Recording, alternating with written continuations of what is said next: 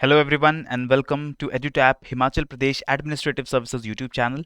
और आप देख रहे हैं आज की हमारी discussion for the day number 25 of our Vijay mains answer writing series.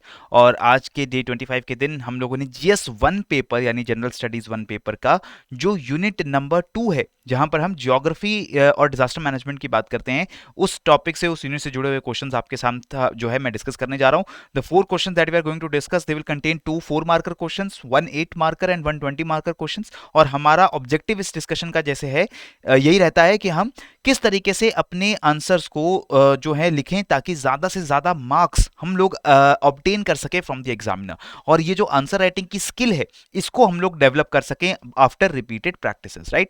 तो इस सेशन को चलिए स्टार्ट करते हैं विदाउट एनी डिले। हम लोग सबसे पहले बात करेंगे क्वेश्चन नंबर 1 की, which is a 4 marker question. 4 marker questions जो हैं काफी स्ट्रेट फॉरवर्ड रहते हैं, मैं आपको पहले भी बता चुका हूं। Specially in the GS 1 paper अगर हम देखें, जियोग्राफी और डिजास्टर मैनेजमेंट से जुड़े हुए जो क्वेश्चंस हैं, 4 मार्कर क्वेश्चंस जो हैं स्ट्रेट फॉरवर्ड क्वेश्चन होंगे।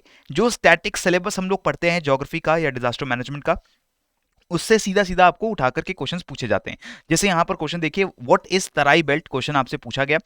Aspects of physical geography of India, ये जो टॉपिक का हमारा सिलेबस का जो पार्ट है, इससे जुड़ा हुआ एक क्वेश्चन है। तराई बेल्ट क्या है, ये चीज हमको यहाँ पर आंसर करनी थी। एंड नाउ तराई बेल्ट के बारे में हम सब पढ़ते हैं एनसीईआरटीज में, तराई बेल्ट के बारे में हमने पढ़ा है। अगर आप तैयारी करते हैं जीएस की ज्योग्राफी की तो वहाँ भी हम लोग पढ़ते हैं कि हिमालयाज के साउथ में जब हम जाते हैं तो कैसे वहाँ पर भाबर बेल्ट आती है, कैसे वहाँ पर तराई बेल्ट आती है, फिर वहाँ पर भंगार खद्दर की जो जोन्स हैं इन दी प्लेन एरिया, ये सारी चीज़ें हम लोग पढ़ते हैं। लेकिन जब आपको 60 वर्ड्स के अंदर आंसर लिखना है और उस 60 वर्ड्स में you have to make sure that all the important information should be there in the answer, तो वो चीज हम कैसे लिखेंगे। यहां पर व्हाट इज तराई बेल्ट पूछा गया, यानी straight forward you have to talk about the definition. हमारे पास बहुत ज्यादा वर्ड लिमिट नहीं है कि हम इधर उधर की बातें यहां पर लिखेंगे, तो स्ट्रेट फॉरवर्ड हम तराई बेल्ट की डेफिनेशन लिखेंगे। क्या चीजें आनी चाहिए डेफिनेशन में, तो सबसे पहले तराई की डेफिनेशन क्या है कि it is a low land region in northern India and southern Nepal that lies south of the outer foothills of Himalayas, that is the Shivalik Hills, between the Bhabar Belt and the Indo-Gangetic Plain। तो यहाँ पर definition में मैंने क्या बताया है कि इसकी टाइप क्या है, किस तरीके की फिजियोग्राफी है, यहाँ पर क्या लोकेशन है, ठीक है। तो टाइप की जब हम बात करेंगे तो हम बताएंगे कि लो लैंड रीजन है। लो लैंड रीजन का मतलब है कि यहाँ पर जो है हिमालय से आने वाली जो वाटर स्ट्रीम्स हैं, वो स्ट्रीम्स यहाँ पर आकर एक डेल्टाइक एरिया या सॉरी मार्शी एरिया बनाती है, लो लैंड एरिया बनाती है। और इसी के साथ लोकेशन इसकी कहाँ है, साउथ ऑफ शिवालिक्स। ये दो चीजें इंपॉर्टेंट कीवर्ड है जो डेफिनेशन में जरूर इंक्लूड होनी चाहिए जब हम तराई की बात करेंगे। इसके बाद बात आता है कि तराई की कैरेक्टरिस्टिक्स क्या है, कैसी वहां पर वेजिटेशन है। तो टॉल ग्रासलैंड्स हैं, स्क्रब समाना, साल के फॉरेस्ट्स हैं, और क्ले रिच स्वॉम्प्स हैं, जहां पर दलदली इलाका है, राइट। और यहाँ पर ग्रासलैंड जो है टॉल ग्रासलैंड्स है, जहां पर राइनोज, बाइसन जैसे, रॉयल बंगाल टाइगर जैसे एनिमल सर्वाइव करते हैं, ठीक है। इसके बाद मैंने बता दिया कि किस लोकेशन में पाया जाता है। यमुना रिवर के से स्टार्ट होकर, Yamuna river in the western part, ये भूटान और अरुणाचल प्रदेश तक एक्सटेंड करता है throughout the southward region of Himalayas, ठीक है। तो मैंने बता दिया कि across Haryana, Uttarakhand, Uttar Pradesh, Bihar, West Bengal and the southern portion of Sikkim यहां पर हमें देखने को मिलता है। और इसको ईस्टर्न इंडिया के अंदर दुआर नाम से भी जाना जाता है, right. So in West Bengal, Bangladesh, Bhutan and Assam in the Brahmaputra river basin it is known also as the Duar, right. और एक मैप हमें जरूर बनाना पड़ेगा। मैप में बहुत ही क्रूड मैप हो सकता है जहां पर आप दिखा सकते हैं कि हिमालयाज के साउथवर्ड रीजन में ये जो नैरो बेल्ट है, this is our Terai belt.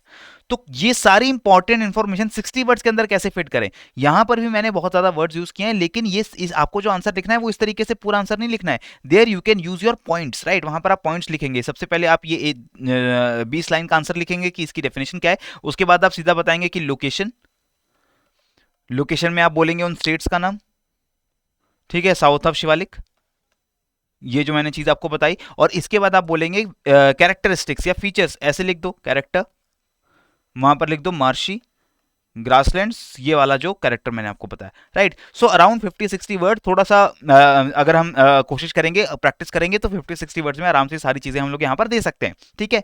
इसी तरीके से अगला क्वेश्चन देखिए। अगला question is define convectional rainfall. Again, the examiner is not asking for various things, it is only asking simply for the definition of convectional rainfall, जो कि हमने जीएस ज्योग्राफी के अंदर पढ़ा हुआ है। ऐसे क्वेश्चंस अगर मैं 2018 या 19 के पेपर भी आपके साथ देखूं तो काल बैसाखी क्या होती है, नॉर्वेस्टर्स क्या होते हैं, मैंग्रोव फॉरेस्ट क्या होते हैं, बर्स्ट ऑफ मानसून क्या होता है, ये जो फिनोमिनाज हैं बेसिक, इनके बारे में हमसे क्वेश्चन पूछे जाते हैं। यहाँ पर मैंने कन्वेक्शनल रेनफॉल को डिफाइन कर दिया है। सारे कीवर्ड्स यहां पर आने चाहिए। क्या कीवर्ड्स हैं यहां पर कि कन्वेक्शनल करंट्स होंगे, convectional currents means rising air currents, और कन्वेक्शनल करंट्स जब राइज करते हैं तो फिर क्या होता है, दे कूल एडियाबैटिकली, एडियाबैटिक कूलिंग होती है, राइज करती है, एक्सपैंड करती है, एक्सपैंड करने की वजह से वो एयर ठंडी होती है, और ठंडी होने के बाद वहां पर जो मॉइस्चर है एयर में वो कंडेंस होता है, क्लाउड फॉर्मेशन होता है, और क्लाउड फॉर्मेशन होने की वजह से रेनफॉल होती है। ठीक है, इसके बाद अगर आप चाहते हैं तो कन्वेक्शनल रेनफॉल की कुछ कैरेक्टरिस्टिक्स बता सकते हो कि हैवी रेनफॉल होती है, शॉर्ट ड्यूरेशन के लिए होती है, अक्सर ये मिनिमम अमाउंट ऑफ क्लाउडीनेस के साथ हमें देखने को मिलती है, and it is also occurring in which kinds of regions. ज्यादातर ये कन्वेक्शनल रेनफॉल जो है हमारे ट्रॉपिकल लैटिट्यूड्स में, इक्वेटर के आसपास के रीजन में होती है। तो ये इंफॉर्मेशन ऑप्शनल है, अगर आप देना चाहते हैं तो दे सकते हैं। ठीक है, डायग्राम जरूर आपको देना पड़ेगा। These kinds of questions cannot be answered without a diagram, and diagram is a must for geography. ठीक है, ज्योग्राफी में जितना कोशिश हो सके हमें डायग्राम जरूर जरूर बनाना चाहिए वहां। और इसी तरीके से जैसे मैं नेक्स्ट क्वेश्चन में पहुंचा, next question is question number 3, while defining natural vegetation discuss various factors affecting the distribution of natural vegetation in India. So this 8 marker questions, यहां पर कहानी थोड़ी सी कॉम्प्लेक्स होती है, और यहां पर मैंने आपको पहली वीडियोस में भी कहा है कि आप देखते हैं माइक्रो क्वेश्चंस कितने हैं क्वेश्चन में। क्वेश्चन में हमसे दो चीजें पूछी गई हैं while defining natural vegetation. So the first part is you have to define your natural vegetation just like the 4 marker questions. आपका ये जो 8 नंबर का क्वेश्चन है इसका पहला 4 मार्क्स, पहले 4 मार्क्स आपके डिफाइन द नेचुरल वेजिटेशन के ऊपर है। Second part of the question is to discuss factors affecting the distribution of vegetation in India, कि नेचुरल वेजिटेशन इंडिया में उसको इन्फ्लुएंस करने वाले फैक्टर्स कौन से, वो फैक्टर्स आपको बताने हैं। Again be very careful, you do not have to talk about the distribution of natural vegetation, India के किस हिस्से में कैसी नेचुरल वेजिटेशन है ये नहीं बताना है, आपको फैक्टर्स बताने हैं। कई लोग अगर इस क्वेश्चन को जल्दबाजी में अगर आप पढ़ेंगे तो आप कंफ्यूज हो सकते हैं, आपको लग सकता है कि वेजिटेशन की डेफिनेशन देनी है और फिर मुझे बताना है कि इंडिया में deciduous forest, rain forest, India के ग्रास लैंड, इंडिया की मैंग्रोव फॉरेस्ट, ये इंडिया के किस किस हिस्से में मिलते हैं। हमें वो नहीं बताना है, हमें वो फैक्टर्स बताने हैं जो कि इस वेजिटेशन की डिस्ट्रीब्यूशन को इन्फ्लुएंस करते हैं। राइट, सो सबसे पहले क्वेश्चन का जो फर्स्ट पार्ट है वो मैं आंसर करूंगा। मैंने नेचुरल वेजिटेशन की डेफिनेशन लिख दी है यहाँ पर। नेचुरल वेजिटेशन वो वेजिटेशन है जो किसी भी एरिया में विदाउट ह्यूमन इंटरफेरेंस ग्रो करती है। राइट, तो वहां का जो फिजियोग्राफी है, वहां का जो क्लाइमेट है, उसके हिसाब से वो वेजिटेशन ग्रो करती है और इसमें ह्यूमंस का कोई रोल नहीं होता। It has to be left undisturbed by humans. That is why I have to give an example also, क्योंकि यहां पर हमारे 8 मार्कर और 20 मार्कर क्वेश्चन में बिना एग्जांपल के आप कोई पॉइंट प्रूव नहीं कर पाएंगे। जितना अच्छा एग्जांपल देंगे एग्जामिनर को उतनी क्लियरली आप बात समझा पाएंगे। और एग्जामिनर को मैंने बता दिया कि देखो, जो हिमालयाज के ग्रेटर हिल्स में जो अनटच्ड फॉरेस्ट्स हैं वो नेचुरल वेजिटेशन है, वेस्टर्न घाट्स में जो अनटच्ड फॉरेस्ट्स हैं वो नेचुरल वेजिटेशन है, लेकिन जो भी कल्टीवेटेड क्रॉप्स हैं, कल्टीवेटेड फ्रूट्स हैं, कल्टीवेटेड प्लांटेशंस या ऑर्चर्ड्स हैं, these are not natural vegetation, वो ह्यूमंस के द्वारा लगाई गई वेजिटेशन है। ठीक है, एक मैप यहां पर मैंने बना दिया इंडिया की वेजिटेशन को, बहुत क्रूडली दिखा दिया कि हिमालयाज में माउंटेन वेजिटेशन है, वेस्टर्न साइड में डेजर्ट वेजिटेशन है, सेंट्रल इंडिया में डेसिडुअस वेजिटेशन है। ये जो मैप है बहुत ही क्रूड एनसीईआरटी का मैप है। इस इंफॉर्मेशन को मैं इसलिए दे रहा हूं because I have told you कि diagram is a must for geography, तो ये इस क्वेश्चन का एक डायग्राम बन गया। सिमिलरली क्वेश्चन में मुझे नहीं पूछा गया था कि ये डेफिनेशन कहां कहां कैसे कैसे मिलती है, this was not the demand of the question. Question में फैक्टर्स पूछे गए, तो इसीलिए मैंने इस पूरी एक्सप्लेनेशन को लिखने के बजाय सिंपल सा इंडिया का एक मैप के ऊपर, मुझे हार्डली 2 मिनट्स लगेंगे इस मैप को बनाने में, और ये चीज मैंने एग्जामिनर को दिखा दी कि देखो, ऑल्दो आपने मुझसे पूछा नहीं था लेकिन फिर भी मैं ये आपको डायग्राम बना के दे रहा हूं, इसके भी अगर आप मार्क्स दे सके तो अच्छा है। This only gives a good impression to the examiner and वो आपको ज्यादा अच्छे मार्क्स रिवॉर्ड देने के लिए इंसेंटिवाइज होता है। ठीक है, नेक्स्ट अब मैं बता रहा हूं कि देखो, नेचुरल वेजिटेशन जो भी रीजन की होती है वहां की नेचुरल फिजियोग्राफी पे डिपेंड करती है। इसमें relief, land, soil, temperature, photo period, precipitation, all these factors they are strictly from your syllabus. आप जब सिलेबस में एनसीईआरटी पढ़ते हैं या फिर हमारे नोट्स पढ़ते हैं, कहीं से भी आप ज्योग्राफी जीएस की तैयारी करते हैं, तो आपको वेजिटेशन डिस्ट्रीब्यूशन के लिए इंपॉर्टेंट फैक्टर्स जो हैं वो बताए जाते हैं। लैंड कैसी है, उसका स्लोप कैसा है, सॉइल किस तरीके की है, वो वेजिटेशन डिफाइन करेगा, टेम्परेचर वहां पे कैसा है, कम है ज्यादा है, वो वेजिटेशन पे इफेक्ट डालेगा, कितना ड्यूरेशन रहता है सनलाइट का, कितनी रेनफॉल होती है, ये सारी चीजें एग्जाम्पल के साथ आप देंगे। एग्जाम्पल के साथ सॉइल की बात हो तो वहां पर आप बताएंगे कि जैसे कोस्टल एरियाज की सॉइल या डेजर्ट की सैंडी सॉइल किस तरीके की अलग अलग वेजिटेशन है, रेनफॉल कहाँ कम है कहाँ ज्यादा है, तो वहां पर वेजिटेशन में क्या डिफरेंस है, ये एग्जाम्पल के साथ आप इन सारी चीजों को बताएंगे। Right, next up the 20 marker question, the question number 4, and this question is again a previous year question from 2018 HPS paper. Question में देखिए हमसे क्या पूछा गया, discuss the major problems and prospects of hydro power sector in Himachal Pradesh. Himachal Pradesh राज्य के अंदर major problems क्या हैं और प्रोस्पेक्ट्स क्या हैं, पोटेंशियल क्या है for the hydro power sector. A very common kind of question. Himachal का जब हम सिलेबस देखते हैं जो हमें प्रोवाइड किया गया है, वहां पर हमें साफ साफ पूछा गया है, वहां पर हमें साफ साफ बताया गया है कि हिमाचल के किन एस्पेक्ट्स के ऊपर हमसे क्वेश्चन पूछे जाएंगे। और अक्सर हमें 8 मार्कर और 20 मार्कर क्वेश्चन में ये ऐसे क्वेश्चन जीएस1 के अंदर देखने को मिलते हैं, जहां पर हिमाचल की इंडस्ट्री, हिमाचल का एग्रीकल्चर, हिमाचल का डिजास्टर मैनेजमेंट, हिमाचल का जो इकोनॉमी है, यानी हिमाचल के अलग अलग हाइड्रो पावर सेक्टर की बात करें, या हिमाचल के अंदर नेचुरल जो गैस की प्रोडक्शन है, यानी कि जो बायोगैस की प्रोडक्शन है हिमाचल में, कैसे हम उसको यूटिलाइज कर सकते हैं, ऐसे क्वेश्चंस आपको आंसर करने पड़ेंगे, राइट। और ये सारे क्वेश्चंस हम अपनी प्रिपरेशन के अंदर प्रिपेयर करते हुए चलते हैं। तो अगर मैं यहां पर देखूं हाइड्रो पावर सेक्टर के बारे में मुझे 400 वर्ड्स का आंसर लिखना है, तो मेरी इंट्रोडक्शन जो है वो बहुत सिंपल होगी। इंट्रोडक्शन में बताऊंगा कि हिमाचल में बहुत अच्छा पोटेंशियल है हाइड्रो पावर का। हिमाचल के अंदर major rivers like Chenab, Ravi, Beas, Sutlej flow करती हैं। इन रिवर्स की न्यूमेरस ट्रिब्यूटरीज फ्लो करती हैं, और ये जो रिवर्स हैं ऐसे रीजन में फ्लो कर रही है जहां पर स्लोप भी ज्यादा है। आप काफी ज्यादा हाइट से 6000 मीटर से ऊपर की हाइट से नीचे आते आते 2000, 1000, 1500 मीटर की हाइट पर आते हैं, और ये जो स्लोप है इसकी वजह से रिवर्स के अंदर एक अच्छी स्पीड रहती है, और उसको हार्नेस करके हम अबाउट 18,000 मेगावाट तक का पावर जनरेट कर सकते हैं from the Himachal, right.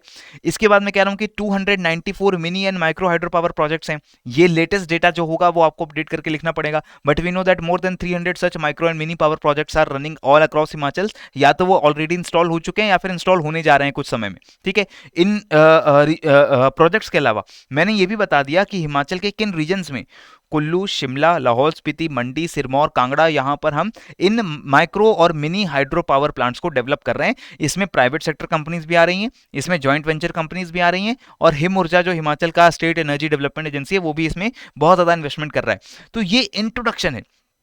Problems और प्रोस्पेक्ट्स पर जाने से पहले मैंने एग्जामिनर को बता दिया कि मेरी क्या नॉलेज है about hydro power sector in Himachal. कुछ स्टैट्स एंड फिगर्स मैंने यहां पर कोट कर दिए, ताकि आंसर आगे पढ़ने के लिए, आंसर में तो 2 ही चीजें पूछी गई थी, प्रॉब्लम और प्रोस्पेक्ट, लेकिन सीधा प्रॉब्लम और प्रोस्पेक्ट मैं नहीं बता रहा हूं, because it is a 20 marker question and I want to get maximum marks from the examiner. तो मुझे अराउंड 50 वर्ड्स का एक इंट्रोडक्शन लिखने में कोई प्रॉब्लम नहीं होनी चाहिए। 50 टू 60, 70 वर्ड्स आप इंट्रोडक्शन लिख सकते हैं।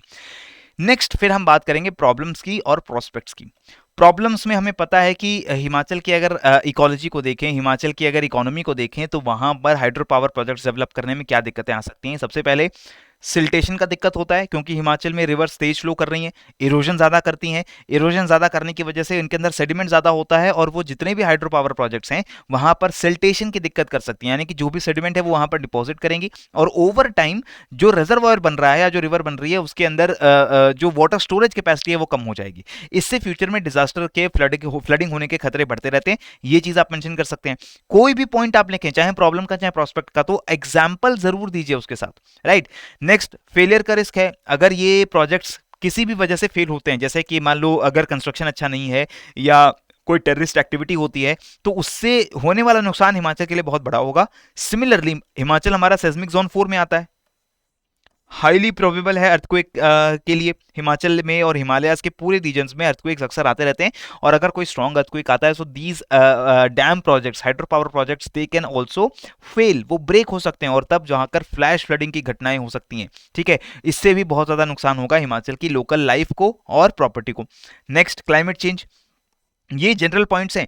इन जनरल पॉइंट्स को लिखने के लिए जो डेटा है वो कुछ इस आंसर के अंदर इंक्लूडेड है, लेकिन कुछ मैं चाहूंगा कि आप अपनी ओरिजिनलिटी के साथ इन पॉइंट्स को एक्सप्रेस करें। पॉइंट्स वही रहने वाले हैं, लिखने का तरीका अलग होने वाला है। आप क्या डेटा देंगे, क्या फॉर्डर देंगे, वो डिसाइड करेगा कि आपको कितने मार्क्स मिलेंगे एग्जामिनर से, बिकॉज सारे ही जो एस्पिरेंट्स हैं वो इन कॉमन पॉइंट्स को वहां पर मेंशन करने वाले हैं, ठीक है। तो आपका काम है कि इन कॉमन पॉइंट्स के ऊपर आप किस तरीके से इंफॉर्मेशन एग्जामिनर को देते हैं, that will be the crux, जो कि डिसाइड करेगा कि कितने ज्यादा मार्क्स आपको मिलते हैं as compare to other aspirants. Climate change की बात करेंगे तो हम वही कहेंगे कि जितना भी ग्लेशियर्स हैं, इस फ्रेश वाटर का रिसोर्स है, वो मेल्ट डाउन हो रहा है, and this will result into a decline in the hydro power potential in Himachal over time. तो ये भी चीज जो है हमारे हाइड्रो पावर प्रोजेक्ट्स को नुकसान पहुंचा सकती है। ठीक है। क्लाइमेट चेंज के साथ यहाँ पर जैसे मैंने यहाँ पे एग्जांपल में इंक्लूड किया कि हमने उत्तराखंड में देखा फ्लैश फ्लडिंग आई हमारी उत्तरकाशी डिस्ट्रिक्ट के अंदर, जो गौरी गंगा रिवर है, धौली गंगा रिवर है, वहां पर बहुत ज्यादा तेजी से फ्लैश फ्लडिंग हुई।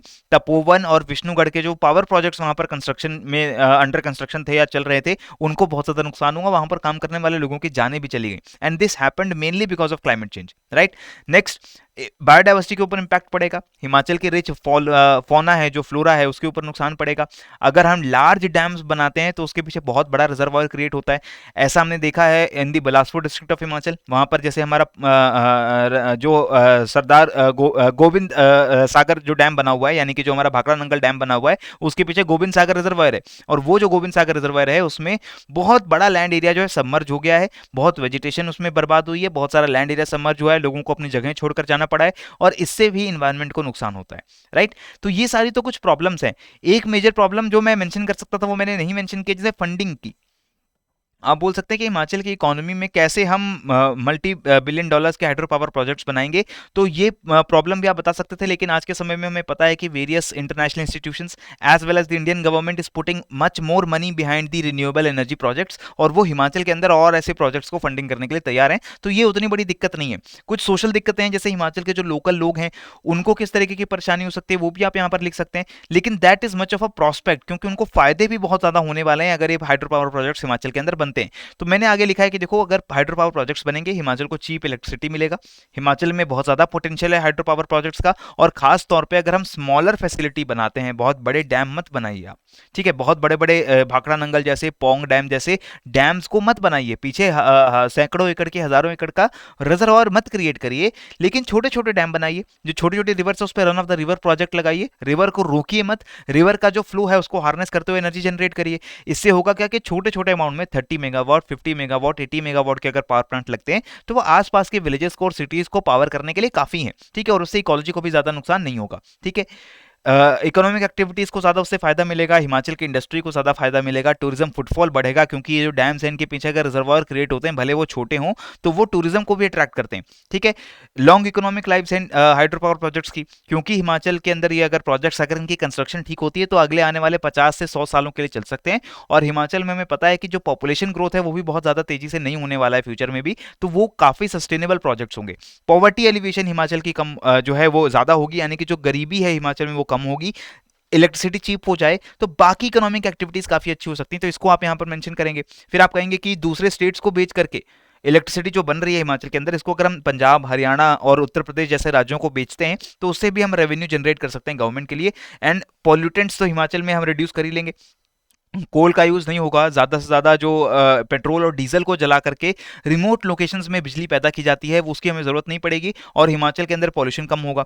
अदर यूजेस भी हैं, जैसे कि अगर ये डैम्स बनते हैं तो इनके पीछे रिजर्वर के अंदर आप एक्वाकल्चर कर सकते हो, फिशिंग कर सकते हो, फिशरीज की कल्टीवेशन कर सकते हो, इरीगेशन की फैसिलिटीज हिमाचल में बेटर कर सकते हैं हम लोग। हायर रीचेस में पानी अगर भेज पाएंगे तो वहां पर एग्रीकल्चर करना, हॉर्टिकल्चर करना ज्यादा ईजी हो जाएगा। ये सारे फायदे भी आप यहां पर मेंशन करेंगे।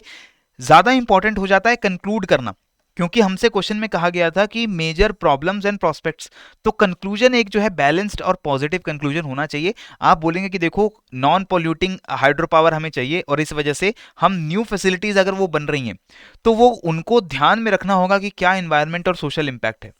तो हमें ध्यान रखना चाहिए कि सबसे पहले बहुत बड़े प्रोजेक्ट्स ना लगाएं, छोटे छोटे प्रोजेक्ट्स लगाएं, अलग अलग लोकेशंस पे लगाएं, उनकी सिक्योरिटी का पूरा ध्यान रखें। और इसके साथ ही हिमाचल के एक पर्टिकुलर हाइट से ऊपर, जैसे यहाँ पर एक रिपोर्ट के हिसाब से 2200 मीटर की हाइट से ज्यादा अगर जो हाइट है वहां पर ऐसे प्रोजेक्ट्स नहीं बनने चाहिए, क्योंकि अगर वहां पर ये प्रोजेक्ट्स बने और कल को उनमें कोई दिक्कत आती है, वो फेल होते हैं, तो डाउन स्ट्रीम के बहुत बड़े एरियाज में जो है नुकसान होगा। और इसी के साथ अगर ये प्रोजेक्ट्स हम 3000 या 4000 मीटर की हाइट पे बनाते हैं तो वहां की जो इकोलॉजी है वो ऑलरेडी बहुत फ्रेजाइल है, तो उसको अगर नुकसान होता है तो रिकवर करना बहुत मुश्किल हो जाएगा, राइट। सो इसके इस तरीके से मैंने एक पॉजिटिव सा बैलेंस सा कंक्लूजन जो है देने की कोशिश की है कि इकोलॉजी को साथ में ध्यान में रखते हुए हमें सस्टेनेबल ग्रोथ की जरूरत है। तो इस तरीके से आप पॉजिटिव नोट पे अपना आंसर एंड कर सकते हैं, right. So this is all for today's session my friends, जहां पर हमने 4 क्वेश्चंस की बात कर ली है for the day number 25 of the Vijay mains answer writing series. And I hope कि इसी तरीके से आप आंसर्स को लिखते रहिए। अगर आपने अभी तक आंसर राइटिंग प्रैक्टिस स्टार्ट नहीं की है तो आपको जल्दी से जल्दी इसको स्टार्ट कर देना चाहिए। जैसे ही आप एक बार स्टार्ट करते हैं आंसर राइटिंग करना, उसको खुद इवैल्यूएट करना स्टार्ट करते हैं, तभी जाकर के इंप्रूवमेंट हो पाएगी आपके आंसर्स के अंदर, right. So do not waste any more time before writing your answers, start writing your answers today only. और इन क्वेश्चंस के आंसर्स लिखिए, उनको लिखने के बाद इवैल्यूएट करिए, दूसरों के आंसर्स पढ़िए जो हमारे टेलीग्राम ग्रुप में आते हैं, और उन आंसर्स को देख करके आप अपने आप को सेल्फ इवैल्यूएट करिए और इंप्रूव करिए। पढ़ते रहिए, लिखते रहिए और बढ़ते रहिए। जय हिंद एंड जय भारत।